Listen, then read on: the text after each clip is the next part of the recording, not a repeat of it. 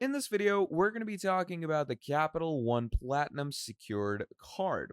A card made for people who are building or rebuilding their credit. So, if your credit score has not been good in the past few months, don't worry, I've got a card for you.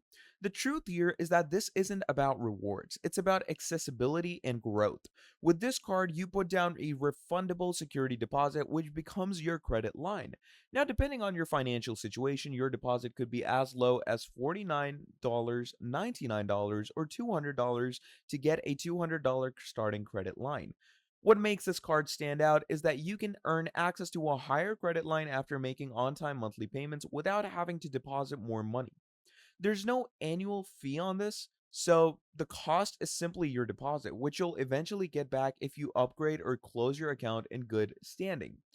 The Platinum Secured doesn't earn rewards, but it does report to all three major credit bureaus, making it a strong tool for improving your credit score.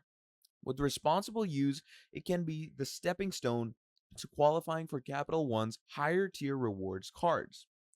So, the bottom line is that this card is all about credit building. If your main goal is to get approved, use credit responsibly and work your way around better offers.